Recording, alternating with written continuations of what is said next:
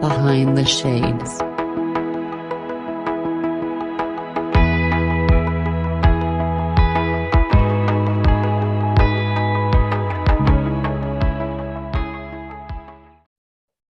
And is that how using those hacks, is that a way how the boundaries are being set within the household as well? As well, we don't really need to. We have our boundaries pretty set. I mean, we don't really venture much from our daily schedule. Like my son knows what he can do, what he can't do. There's no reason really for boundaries because it's just the three of us, and we all have always had a lot of respect for each other. We love each other dearly, and we know that it's only the three of us because my daughter, she's obviously older now. She lives with her friends and she does her job and she's got her thing going, but the three of us are always going to be it, and that's what we love because we can keep ourselves tight as a unit and working together. And even though we have his grandparents close, we have his aunt close, my daughter is close, of course, it's not like we're excluding them, but because it's the three of us pretty much all the time, especially since COVID, it's been kind of no issue in that sense. Because when you mentioned that, I look back at some of the special needs, Mm-hmm. or as many of them will call themselves, like those from the disabled community. Mm-hmm. And the understanding that I got, and this is an appreciation because of something that I had to learn myself, Mm-hmm. because I think in general conditioned one way, but speaking to a number of them, they made it clear, very nicely, of course, they made it clear that they wanted to be seen Mm-hmm. and treated like everyone else. Yep.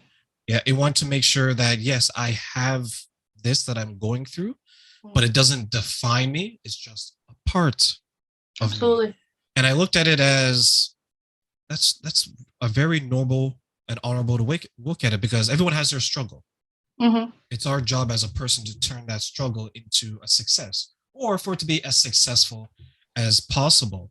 So when you mentioned that Uno, because I remember playing Uno as a kid and I used to love Uno. And I know there's a joke where like when someone like in life, when someone puts you in a situation and then you come out of it, you're like, oh, I just Uno reversed you. Oh, I like that. Yeah, right. So anytime I used to hear that, I used to bring it back to my childhood. Nice. So for you now, is there any tips that maybe you'd want to share with those who have someone in the household that is going through something similar and they want to Mm-hmm. learn how to be better for them?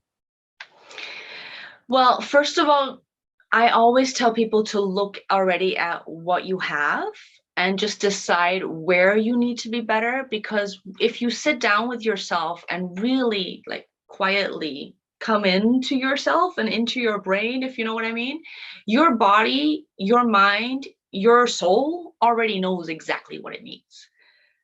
Right? You just have to learn to listen. And so for some people, it might be as simple as, hey, you just need a nap today. Okay, that's fine. Okay. Or you might need to go get extra help, or you need to have a sit down and talk clearly, maybe even with your child or your partner or whoever, and make up a plan.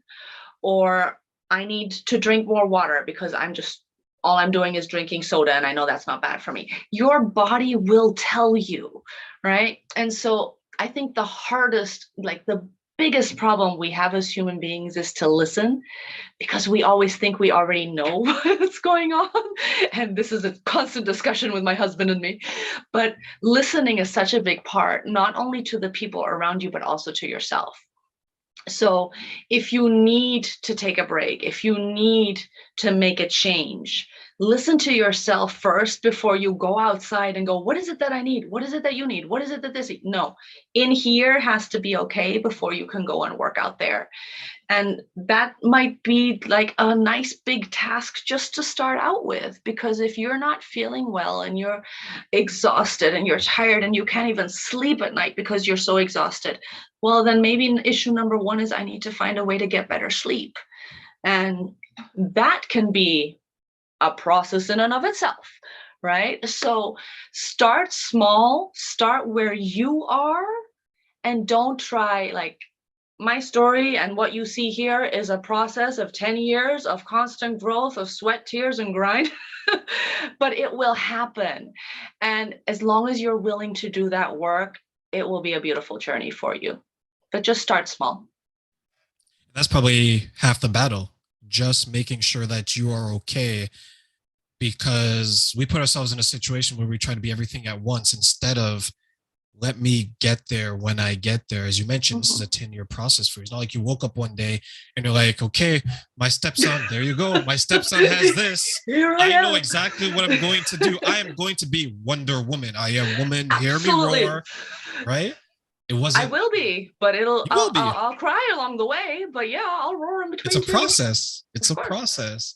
And we learn from the tears. We learn from the pain. We learn from the suffering. We learn from not knowing, because it's not like, and this is one of my favorite movies, not like The Matrix, we can just plug in, download it into your brain and say, okay, here comes Mom of the Year. Wouldn't that A little be bit so different. cool? Well, I wish I would be the CEO. You know, I just pick a company King of the today, different world. company tomorrow. Yeah. But that's how we would get there. Mhm. And your journey has been your journey, because you probably had to learn some things, not only about your situation, but you probably had to learn some things about yourself. So, like, what's some of the things that you learned about yourself where you're like, is that me? Did I do that? Yeah, sometimes there's some things where you can really get surprised. Like, I mean, there's been moments in the hospital where I showed some strength, and the doctors were looking at me like, "Wow, you do this?" I'm like, "Yeah, well, you know what? I don't have a choice right now. I cannot show fear because my kid needs me to be strong, right?" So, you know, those are the things you learn. You learn that you're much stronger, I think, than we give ourselves credit for, and that we're much more resilient. And I mean, that's not something I learned about myself, but I think the biggest thing I learned in general is that there's always a reason to have faith, because it will always work out. No matter what, you might not see it. It might take much, much longer than you think. But the one biggest lesson I learned is to have faith.